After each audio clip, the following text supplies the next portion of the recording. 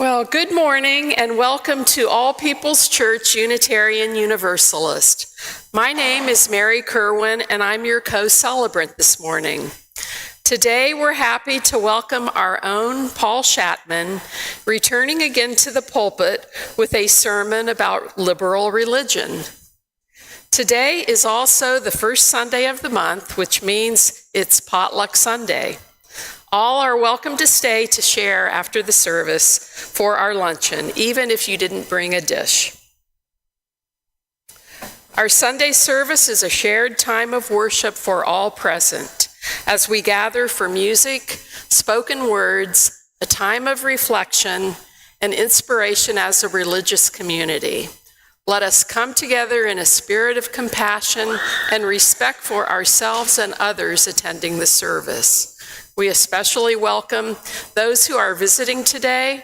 If you haven't yet done so, please sign in at the visitors table by the front door, where you can be placed on our mailing list to receive our weekly emails and the monthly newsletter. Before we continue on to worship, we have some announcements. First is that last month we had a wonderful turnout for our Spectrum Chamber Music Society concert here. And if you'd like to continue to support them and enjoy the wonderful music, there's another opportunity. Spectrum will be having a concert tomorrow at First United Methodist Church, which is the big one downtown, in the Leonard Memorial Chapel at 7 o'clock. So that's the Spectrum Chamber music.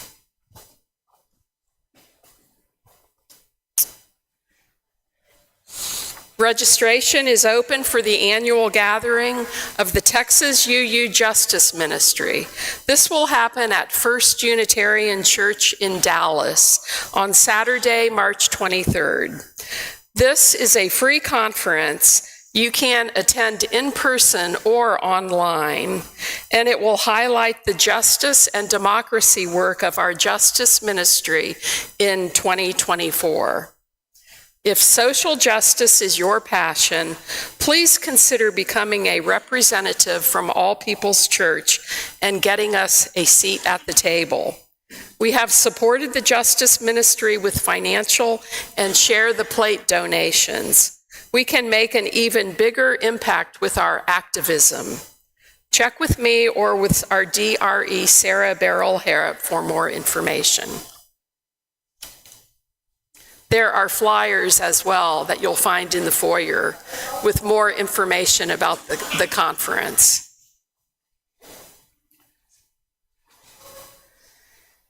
And our final announcement is to welcome Paul Shatman. Paul is a longtime member of All People's Church. In recent years, Paul served in leadership positions on the board as our vice president and also as a member of our name change committee. Paul can regularly be found greeting people in the foyer on Sunday morning before the service. At last count, Paul has delivered at least 6 sermons as our guest speaker. Paul holds both master's and PhD degrees in political science from Tulane University in New Orleans. Welcome back to the pulpit, Paul. Thank you. Good morning, everyone. And now we'll settle in for our musical prelude.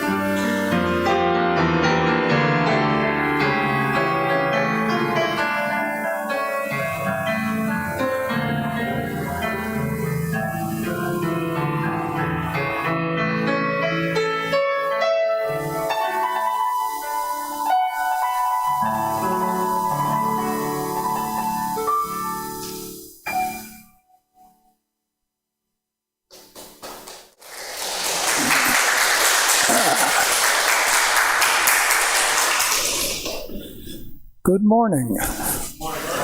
I am happy to see all the familiar faces and some repeaters and some new faces I haven't met yet. So welcome one and all. Our opening words come from the Reverend Dr. David Breeden.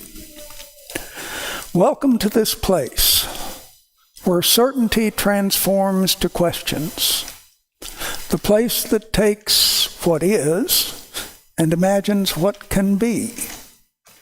Welcome to this space where what was fixed begins to shift, where rigidity embraces transformation. Welcome to this moment of change where together we transfigure and transcend. We now invite you to rise in body or spirit for the chalice lighting, opening hymn, and our spoken affirmation. Our chalice lighting words today are from Eric Walker Wickstrom. Here today in this place and with these people, may we listen so that we can hear. May we hear so that we can feel. May we feel so that we can know, and may we know so that we can change ourselves and this world. May this chalice we light our way. Our opening hymn for the month of March is hymn number 1017 in the Teal hymnal, Building a New Way.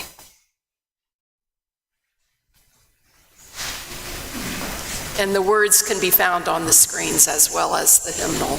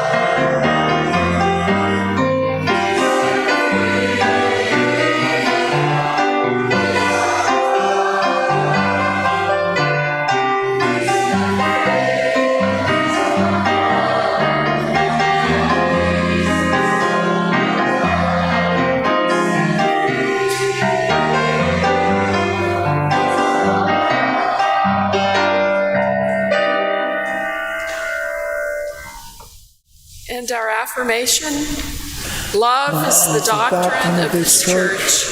The quest for truth is our sacrament, and service is our prayer. To dwell together in peace, to seek knowledge and freedom, to serve others in community, to the end that all souls shall grow into harmony with creation. Thus do we covenant with one another. Please be seated. And we now invite to offer the story for all ages? I would like to invite the young and the young at heart up here to enjoy this story.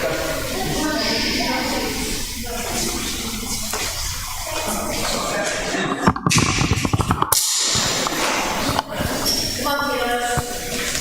We're older and younger. There we go.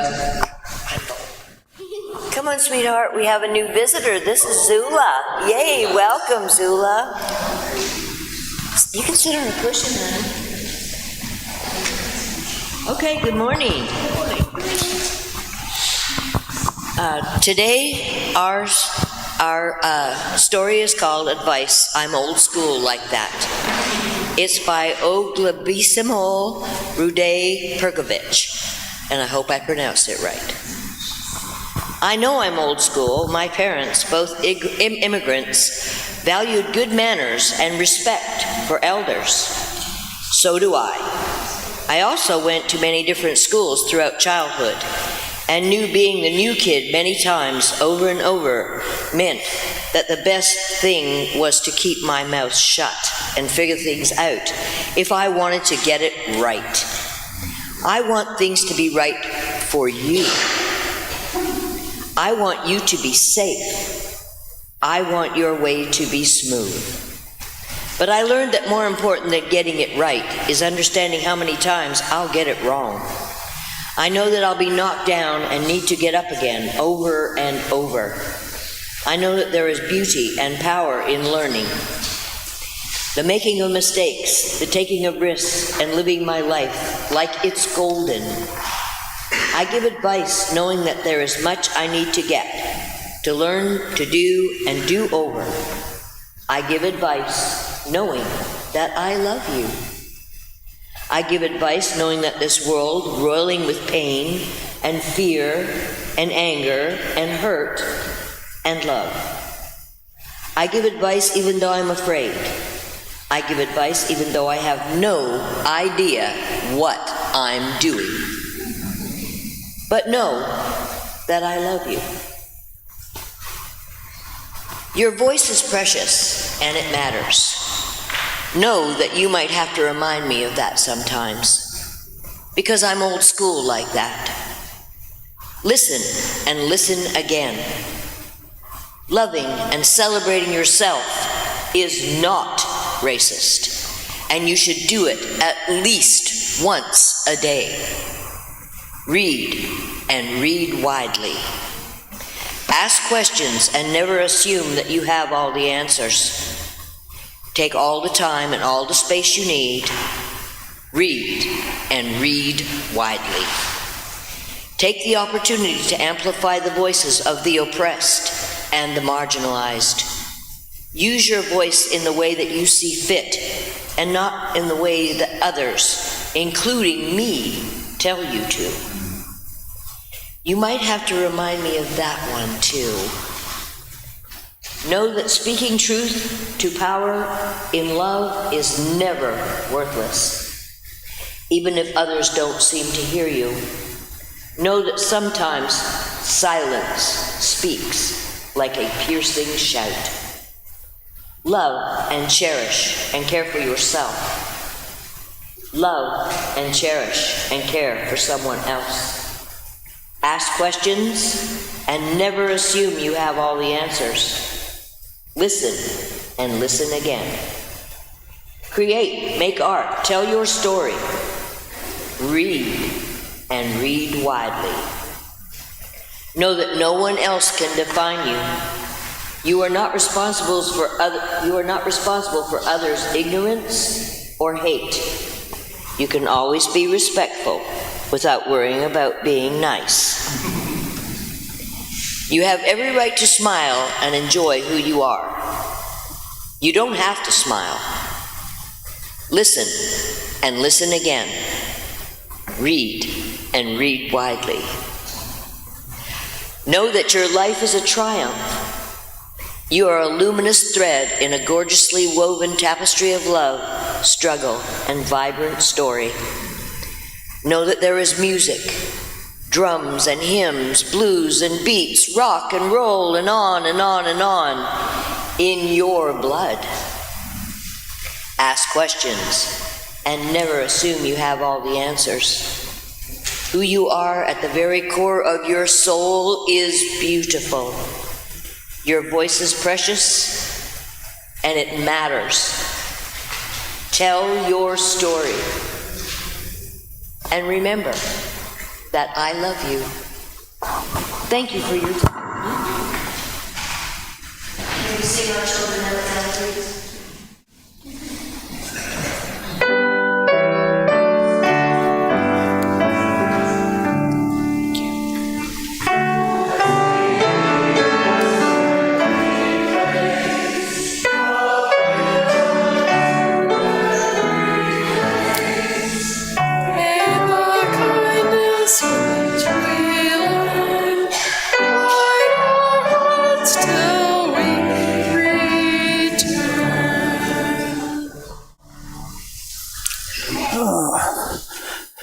A reading from the Christian New Testament, the Epistle of James, chapter 2, verse 26. Brothers, as the body dies when it is separated from the spirit, in the same way, faith is dead if it is separated from good deeds.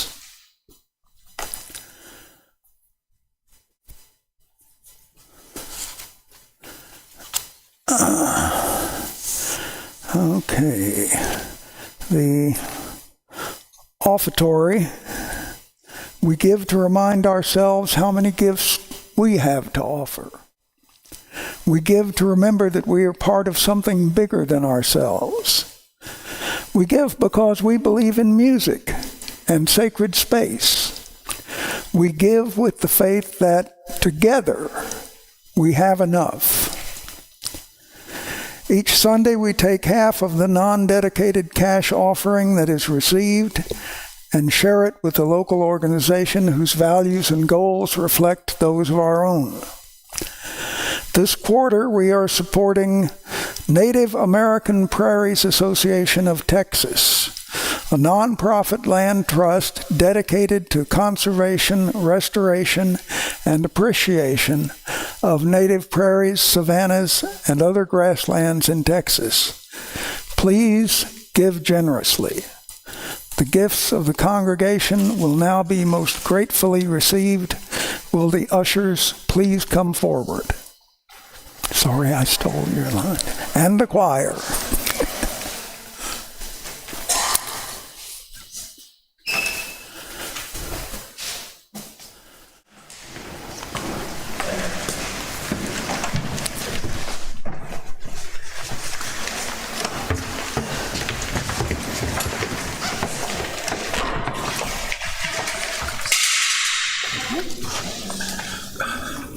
I didn't hear that.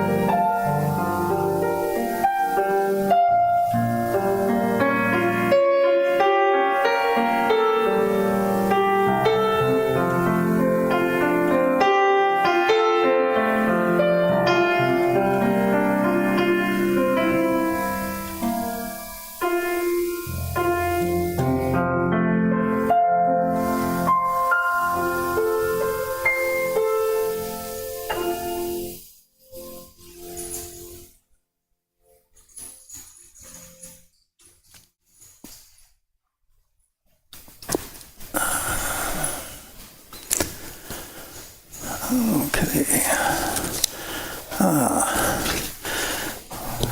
Oh, thank you, Misha. That was lovely.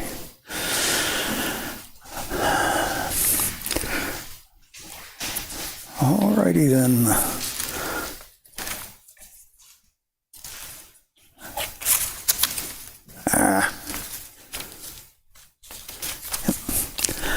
Okay, my talk today is The House of Many Creeds.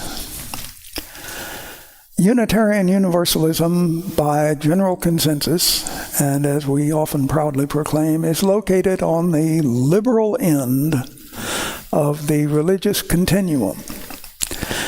Now, just what is that supposed to mean? Well, for one thing, it means less rigidity in how we define identity, religion, community, and spirituality. Critics, with, it must be said, some justification, have described Unitarian Universalists as a bunch of loosey-goosey lefties who think and say any crazy thing they want. You can probably throw several cats into any UU congregation and stand very little chance of hitting a first-class theologian. Then, too, we possess no single sacred scriptures that serve as our infallible, unerring guide at all times and in all situations. We take an eclectic approach to religious writings.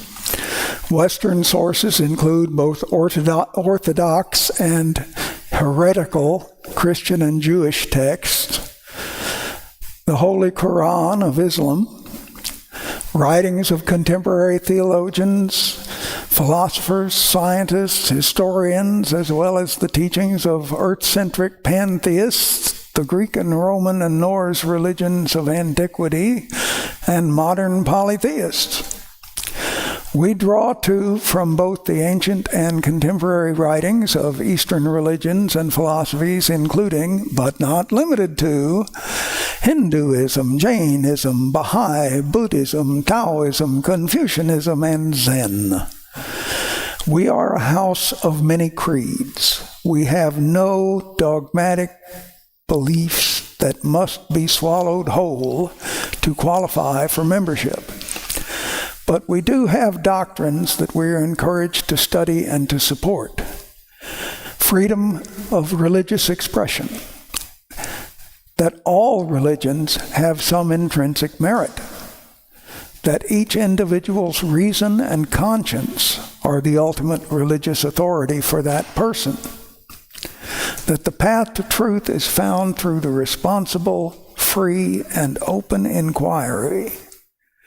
That spiritual faith and secular knowledge are not in opposition, that science does not destroy religion, it illuminates it, that every human being has inherent dignity worthy of respect, and that true religion must encompass ethical and practical applications in the world at large. Or like we heard St. James say it earlier, faith without good works is dead. We have no 10 commandments, but we do acknowledge some of them as fairly emphatic suggestions, useful for creating an equitable and functional society. In this regard, we could look at Unitarian Universalism and Universalists as religious practicalists, striving to construct and follow a religion with more application to life in the here and now than to life in the hereafter, if there is such a thing. In short, we steal from everybody. Some would compare us to cafeteria Catholics who follow only those dogmas and doctrines they find convenient and comfortable. Cafeteria is too narrow a metaphor for us. Smorgasbord is more like it. But personally, I think the best metaphor is that quilt hanging up there. All those pieces sewn together into one pretty beautiful whole.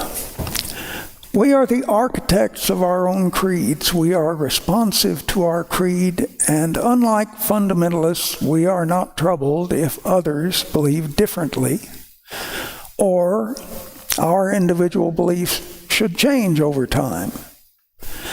As we grow in years, so too we grow in knowledge, experience, and hopefully maturity of mind. And as we do so, our beliefs evolve. We are each of us responsible for the faith we build for ourselves. We have a self-imposed duty to act upon the principles of our chosen faith. What form this action takes depends on our circumstances.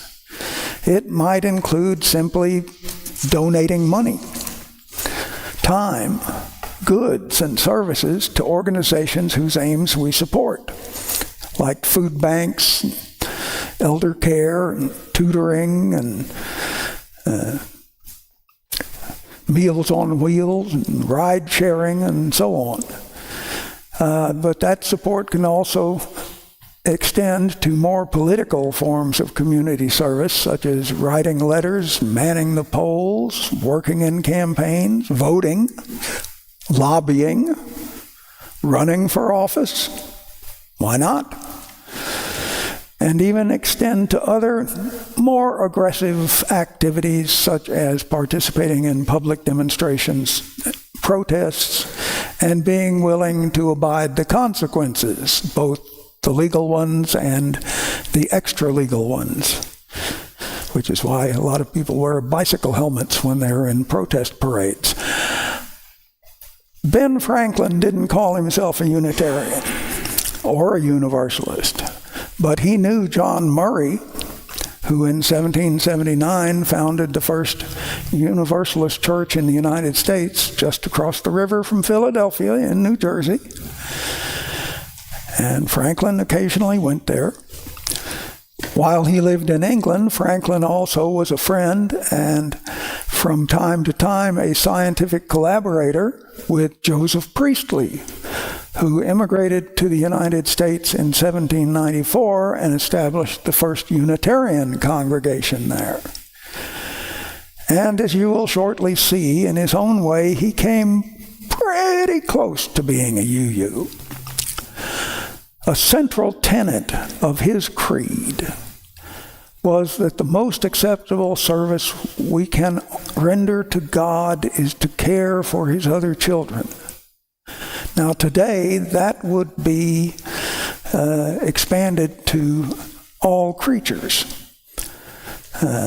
which would put God on the side of environmentalists, vegetarians, and vegans, but I'm still having steak for supper.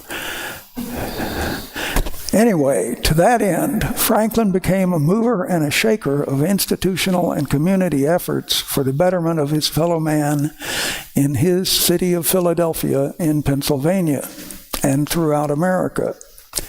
Through his influence and wealth, he founded, among other things, the Junto, a combination Chamber of Commerce, Better Government League, debating society, public interest group, and charitable organization for alleviating poverty in Philadelphia.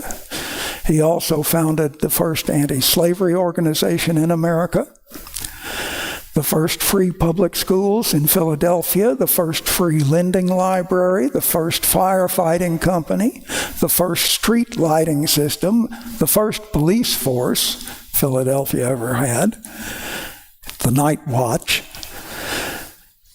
and the first public institution of higher learning in Pennsylvania called the Academy. You might know it today as the University of Pennsylvania. He designed an organized system for the efficient transportation, delivery, and distribution of mail for the city of Philadelphia, then was asked to expand it for the entire colony, later state of Pennsylvania, then to all 13 colonies, which is how he got the job as our first Postmaster General. Individually, through his scientific experiments, he invented many things that made then and continue to make better lives for mankind. Among these are the Franklin stove, lightning rod, an accurate odometer, swim fins, bifocals, the glass harmonica, daylight savings time. Thanks for that one, Ben. Reminder, Saturday night, turn your clocks forward an hour. And remember to thank Ben Franklin for losing an hour's sleep. He also developed a technique for mapping ocean currents and the flexible urinary catheter. And of all these inventions, he only patented the stove, and only for a limited time, and the money from the patent was to go to the Congress of the United States to help maintain it. Now, each of you has been provided with a copy of what has come to be called Ben Franklin's Creed in the order of service. The spellings and capitalizations mid-sentence are Ben's, not mine, and with a question below it. And you might want to take a few minutes, read through the creed, see what you agree or disagree with, and maybe write down an answer. And if we have time, which we almost certainly won't, if 2 or 3 folks wanted to volunteer to share their creed, that's fine, but maybe we can do that over lunch in the fellowship hall later. Anyhow, moving right along, he carefully turned the page. So that's what puts Unitarian Universalism on the liberal end of the continuum, as I see it. You are free to disagree. Just not here, not now. Ben Franklin's Creed. I believe in one God, the creator of the universe, that he governs it by his providence, that he ought to be worshiped, that the most acceptable service we can render to him is doing good to his other children, that the soul of man is immortal and will be treated with justice in another life, respecting its conduct in this one. I take these to be the fundamental principles of all sound religion, and I regard them as you do in whatever sect I meet with them. So, you can now argue it out with Ben. Thank you for putting up with me.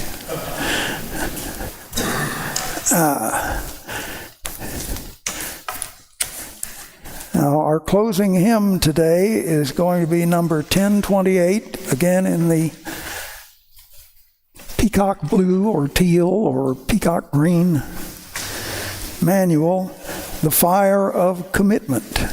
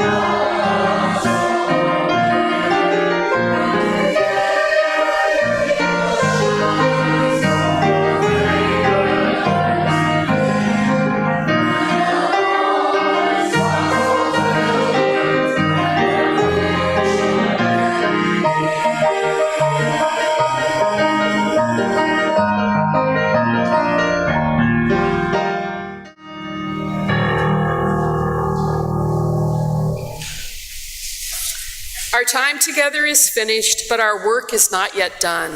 May our spirits be renewed and our purpose resolved as we meet the challenges of the weeks to come. The chalice flame is extinguished until once again ignited by the strength of our communion. Go now in peace. The benediction comes from Emily Richards. May you leave this time together changed. May the promises you have made to yourself about who you want to be feel closer to the reality of who you are right now. May you share that feeling of transformation wherever you go. May it spread into every word, deed, thought, and interaction until we are all changed, transformed, and transforming together, becoming our better selves. We will be having the potluck in the fellowship hall, and everybody is welcome to come sit down and eat together.